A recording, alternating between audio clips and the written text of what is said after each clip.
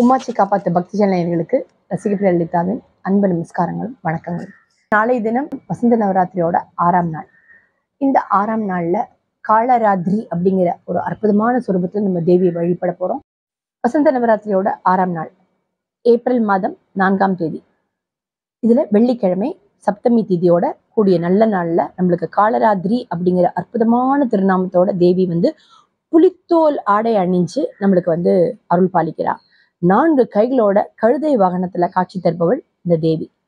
இவளை எப்படி நம்ம வழிபடணுங்கிறத இப்ப பார்க்கலாம். இந்த வருஷம் வசந்த நவராத்திரியோட கொண்டாட்டம் அப்படின்னு பார்த்தோம்னா அதாவது ஒரு தேவிக்கான தினம். அந்த தினத்தோட நிறைய விஷயங்கள் ரொம்ப அபூர்வமா சேர்ந்து வருது அப்படின்னு சொல்லலாம். அதுல நம்மளுக்கு ரெட்டிப்பு மகிழ்ச்சி தான். அப்படின்னா எப்பவுமே நம்ம ஒரு விஷயத்தை நோக்கி நம்ம போவோம், அதுல நம்மளுக்கு இன்னொரு விஷயமும் சேர்ந்து கிடைக்குது அப்படிங்கும்போது அதோட பலன் ரெட்டிப்பா தானே கிடைக்கும் இல்லையா? அந்த வகையில பார்த்தோம்னா இன்னைக்கு மகா சப்தமி, சந்தான சப்தமி அப்படிங்கிற இந்த 2 சிறப்பான விஷயங்கள் சேர்ந்து வருது அப்படின்னு சொல்லணும். இந்த நாள்ல இந்த தேவியை ரொம்ப அற்புதமா நம்ம வழிபடும் போது நம்மளுக்கு என்ன கிடைக்கிறது அப்படின்னு கேட்டோம்னா, இந்த பில்லி சூனியம் ஏவல் அப்படின்னு சொல்றாங்க. இதுக்கும் இந்த காலத்துக்கு சம்மந்தம் இல்லை அப்படின்னு சொன்னா கூட இந்த காலத்துல பார்த்தோம் அப்படின்னா சில விஷயங்கள் நம்மளுக்கு ஏன் வருது எதுக்கு வருதுன்னு தெரியாது. ஆனா சரியான நேரத்துல ரொம்ப அழகா ஆஜராயிடுது இல்லையா? சில விஷயங்கள் நம்மளுக்கு கைப்பிடிக்காம நம்மளால என்னமே செய்ய முடியல அப்படின்னு பிரச்சனைகள் மேல பிரச்சனைகள் நம்மளுக்கு அழுத்துறதுன்னு சொல்றோம் இல்லையா? அந்த மாதிரி பிரச்சனைகளை நம்மளுக்கு விடுபடுறதுக்கு ஒரு அற்புதமான நாள் தான் இந்த நாள் அப்படின்றது. இந்த சந்தான சப்தமி மற்றும் மகா சப்தமி அப்படிங்கிற நாள்ல இந்த தேவியை வணங்கும் போது நம்மளுக்கு அற்புதமான பலன்கள் கிடைக்கிறது.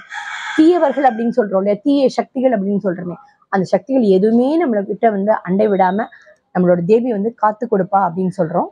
இன்றைய தினம் லலிதா சஹஸ்ரநாம அர்ச்சனை. அந்த அர்ச்சனைக்கு உண்டான மலர் முல்லை மலர் அப்படின்னு சொல்றோம். இன்றைய தினத்துக்கான பிரசாதம் அப்படின்னு பார்த்தோம்னா வெள்ளை பட்டாணி சுண்டல். இந்த தினம் எல்லாமே வெள்ளை அப்படின்னே சொல்லணும். அந்த வெள்ளை நிற பிரசாதம் அப்படின்னு பார்க்கும்போது நம்மளுக்கு கையிலேயே இருக்கு பால் பாயசம் அப்படின்னு, வெண்பொங்கல், தயிர் சாதம், இது அத்தனையும் பண்ணி நம்ம தேவிக்கு செஞ்சோம் அப்படின்னா நம்மளுக்கும் ஒரு மனநிறைவு கிடைக்கும். இந்த விரதத்துக்கான பலன்களும் அள்ளி கொடுப்பா அப்படின்னு சொல்லலாம். இன்றைய தினம் காளராத்திரி அப்படிங்கிற அற்புதமான தேவி நம்ம எப்படி வழிபடணும் அப்படிங்கிறத பார்த்தோம். நாளைய தினம் 7ஆம் நாள். அந்த 7ஆம் நாள்ல எந்த தேவியை வழிபடணும், எப்படி பூஜை பண்ணுங்கிறத நாளைக்கு பார்க்கலாம். மீண்டும் சந்திக்கும் வரை உங்களிடம் விடைபெறுவது உங்கள் ரசிகப்பிரியா லலிதா. நன்றி, நமஸ்காரங்கள்.